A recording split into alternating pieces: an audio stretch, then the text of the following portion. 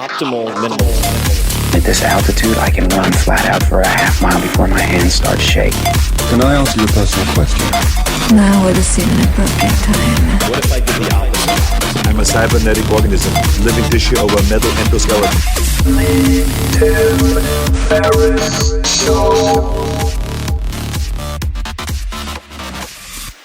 Books I've Loved on The Tim Ferriss Show is exclusively brought to you by Audible. There couldn't be a better sponsor for this series, my dear listeners and readers. I have used Audible for so many years. As long as I can remember, I love it. Audible has the largest selection of audiobooks on the planet. I listen when I'm taking walks. I listen while I'm cooking. I listen whenever I can. And if you're looking for a place to start, I can recommend 3 of my favorites. The first is The Tao of Seneca by Seneca. If you want to hear my favorite letters of all time, touches on Stoic philosophy, calmness under duress, etc. The next is The Graveyard Book by Neil Gaiman, Gaiman, one of my favorites. Even if you're a nonfiction purist, this is the fiction book that you need to listen to. Neil also has perhaps the most calming voice of all time. And third, Greg McKeown's Essentialism. Subtitle, The Disciplined Pursuit of Less. This is one of my favorite books of the past few years. Combines very well with the 80-20 principle. But more on Audible. Every month, Audible members get 1 credit for any audiobook on the site, plus a choice of multiple Audible originals from a rotating selection. They also get access to daily news digests from the likes of the New York Times, the Wall Street Journal, and the Washington Post, as well as guided meditation programs.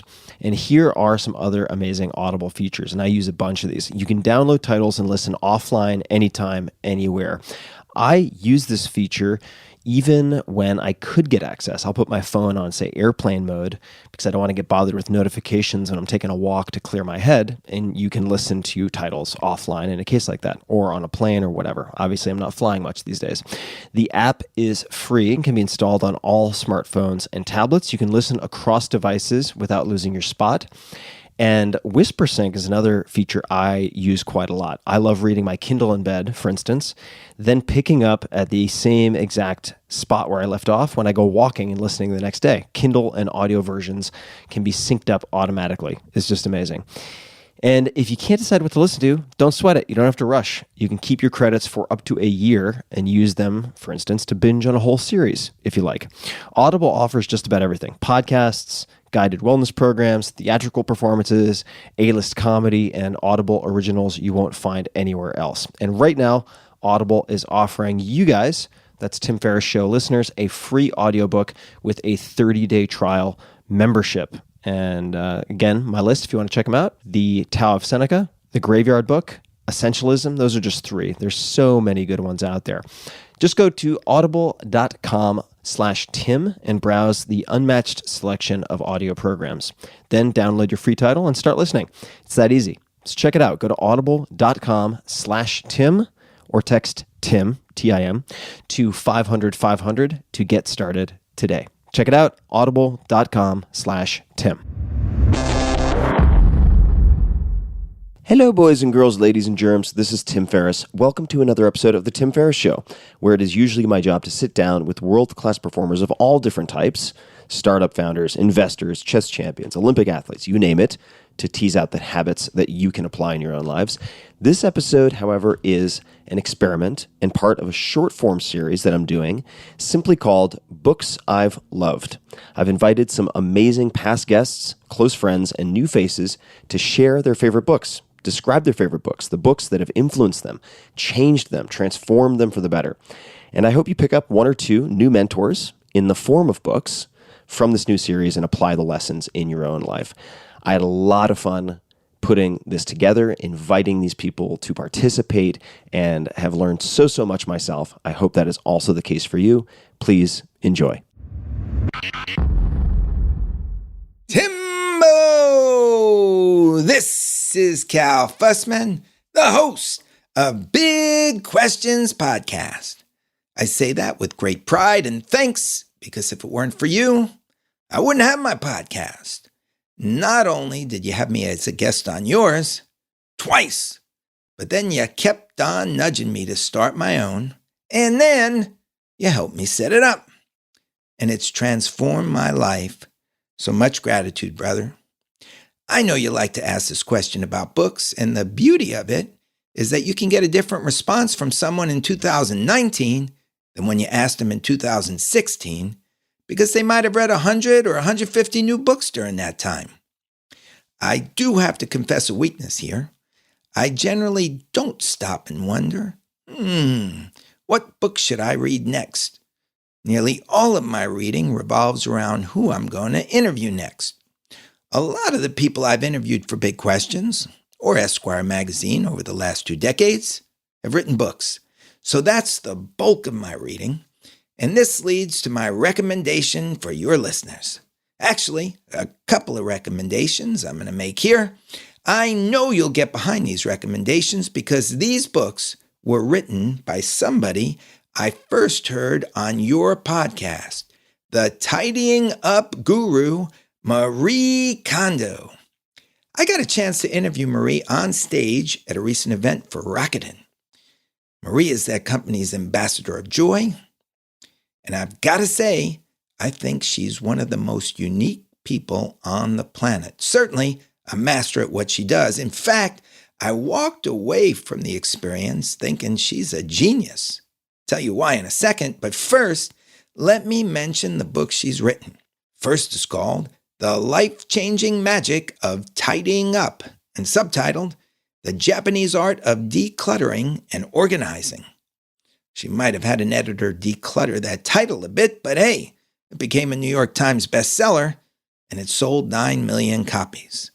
The second book is called Spark Joy, an illustrated masterclass on the art of organizing and tidying up.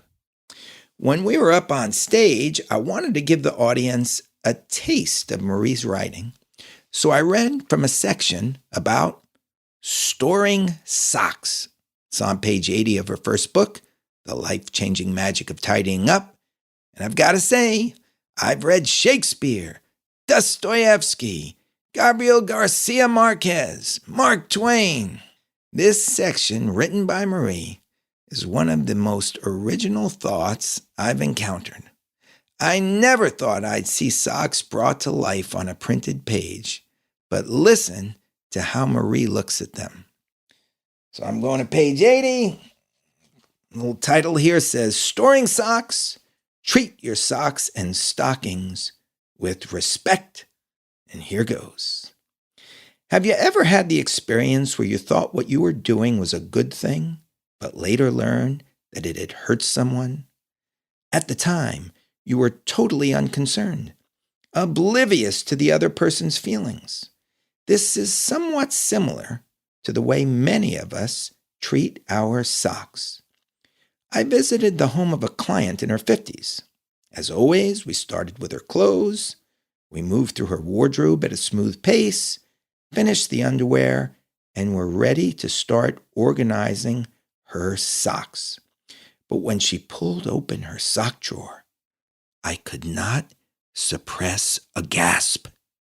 It was full of potato-like lumps that rolled about. She had folded back the tops to form balls and tied her stockings tightly in the middle. I was speechless. Dressed in a crisp white apron, my client smiled at me and said, "It's easy to pick out what I need this way, and it's quite simple to put them away as well. Don't you think?"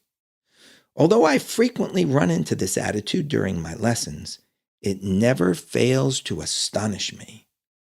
Let me state, here and now, never, ever tie up your stockings.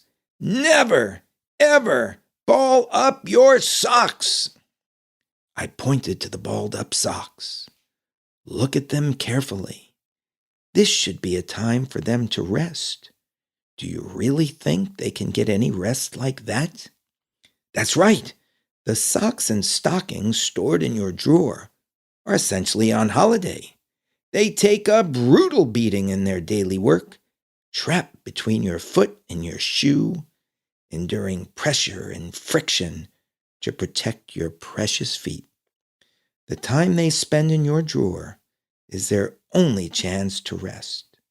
But if they are folded over, balled up, or tied, They're always in a state of tension, their fabric stretched and their elastic pulled. They roll about and bump into each other every time the drawer is opened and closed. Any socks and stockings unfortunate enough to get pushed to the back of the drawer are often forgotten for so long that their elastic stretches beyond recovery. When the owner finally discovers them and puts them on, it will be too late, and they will be relegated to the garbage. What treatment could be worse than this? Well, Tim, all I can say is I've never balled up a pair of socks since. And Marie showed me how to fold a pair of socks on stage.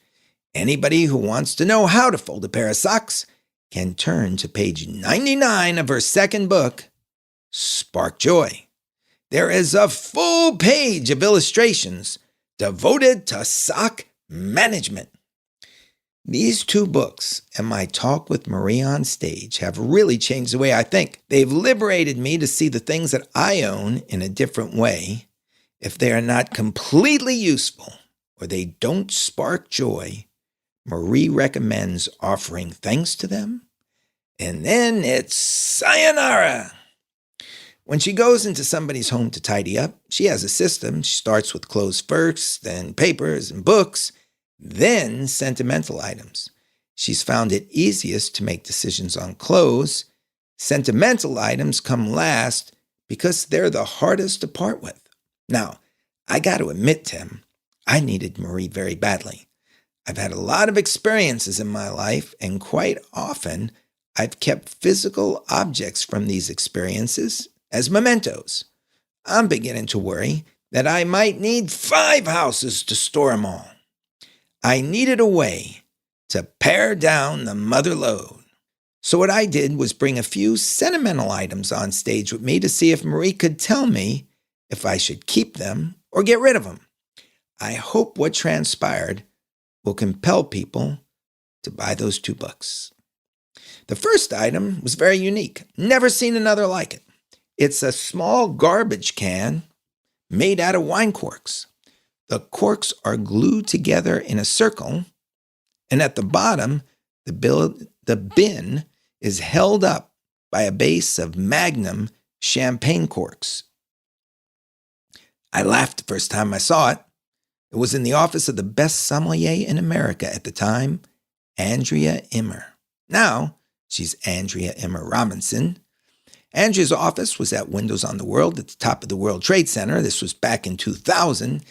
I didn't know much about wine back then, and Andrea was helping to teach me how to be a sommelier for a story I was writing for Esquire magazine. In fact, for one night in 2001, I did become the sommelier at Windows on the World just before the hijacked planes came in and took down the towers on 9/11, which is one of the reasons that this garbage can is still with me.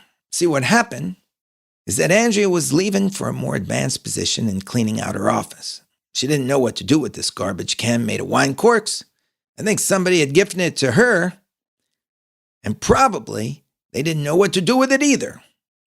I couldn't imagine what anybody would do with a garbage can made of wine corks. I even remember making fun of it. So as Andrea cleaned out her office, she passed it on to a public relations person who was standing next to me when I made fun of it. About a year later, this public relations person left her job for a better position and remembered me making fun of the wine cork garbage can. So, as a sort of gag, she passed it on to me. I didn't know what to do with it, so I put it in my basement where I stored my wine, and I did find a use for it.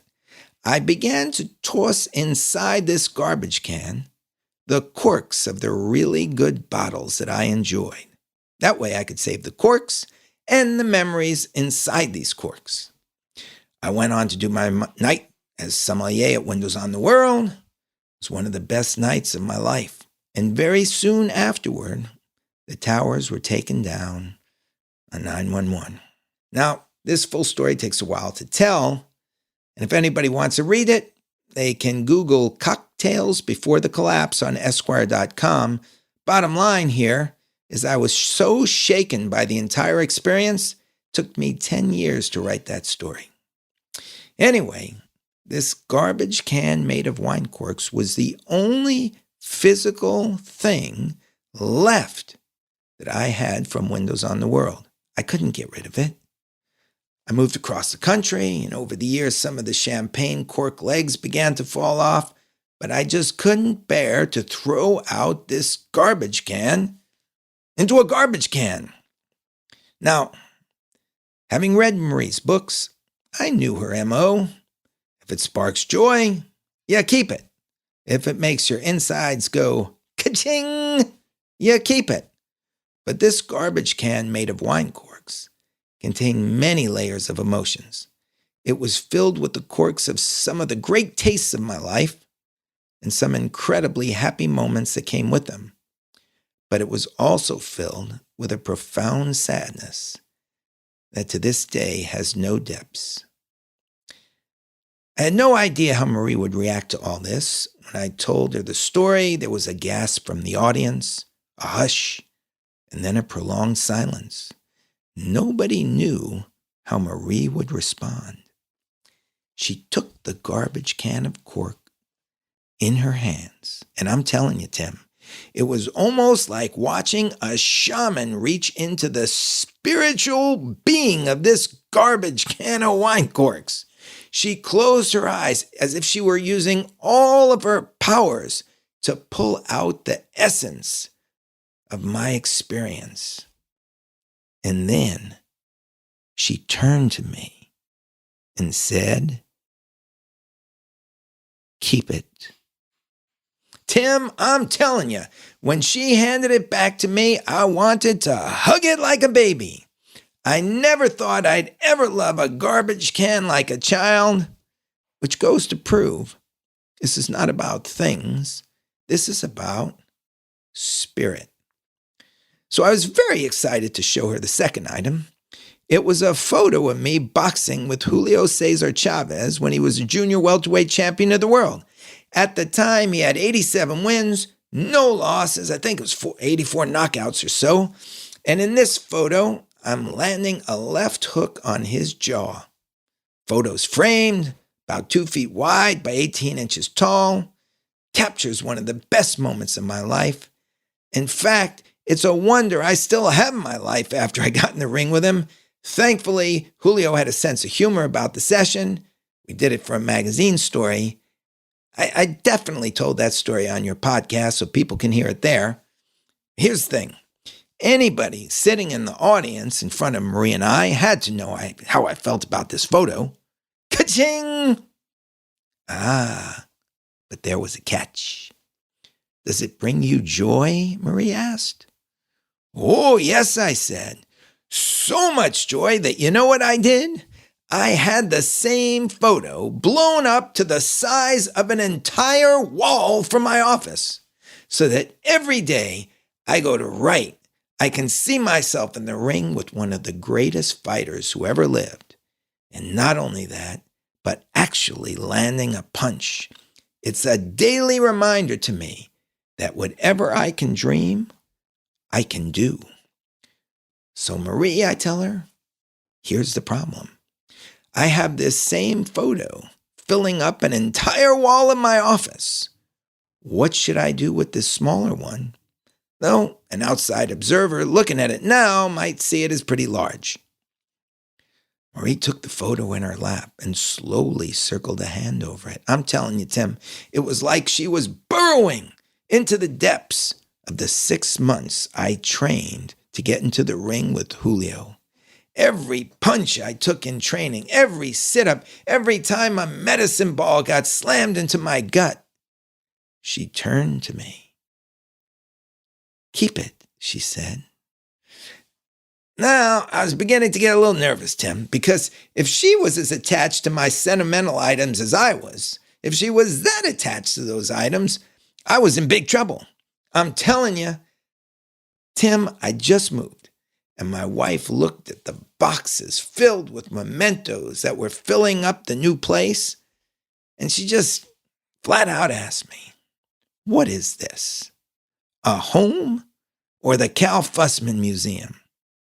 Well, I definitely need to get rid of some stuff. So I pulled out my next item for Marie. I knew this would go directly to her heart.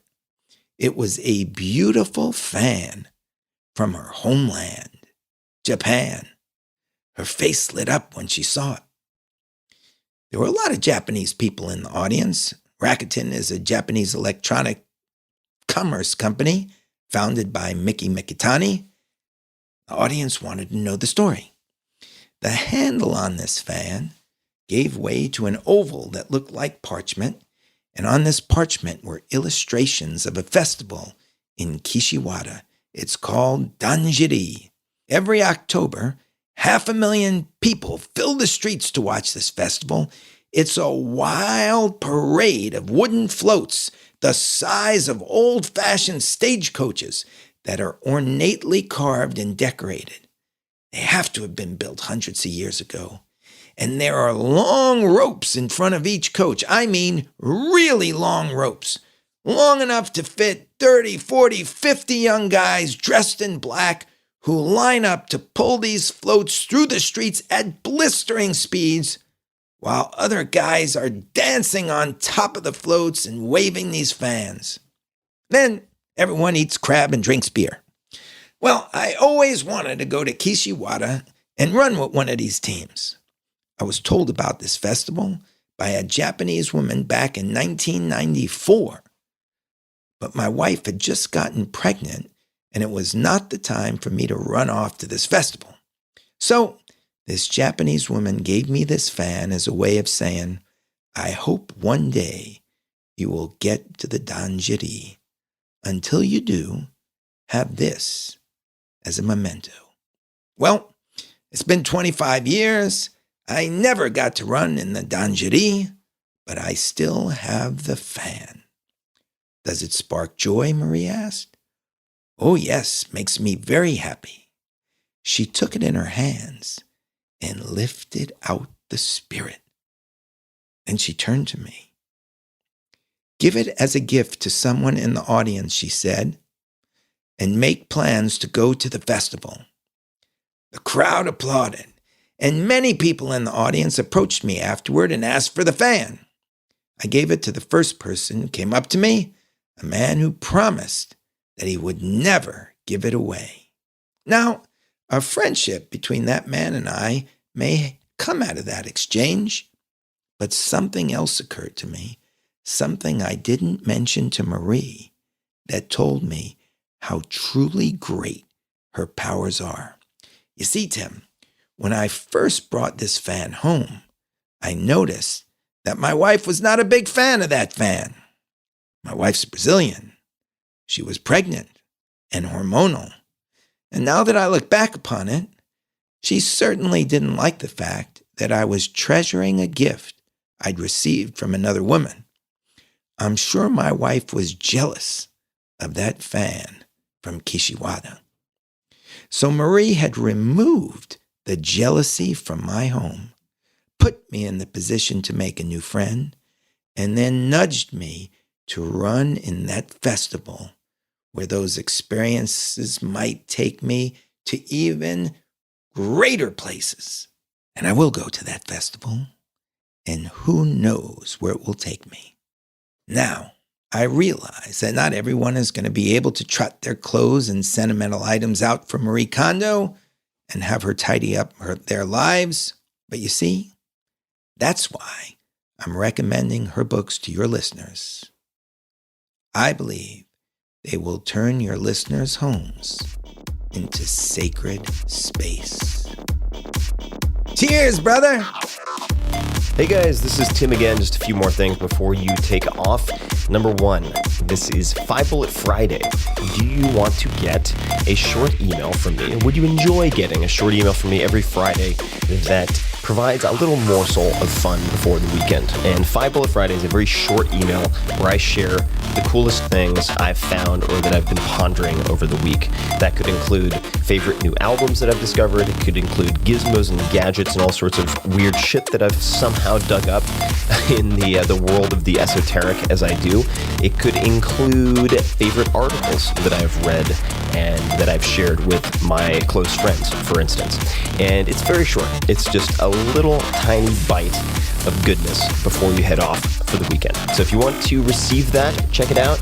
Just go to 4hourworkweek.com. That's 4hourworkweek.com, all spelled out, and just drop in your email, and you will get the very next one. And if you sign up, I hope you enjoy it.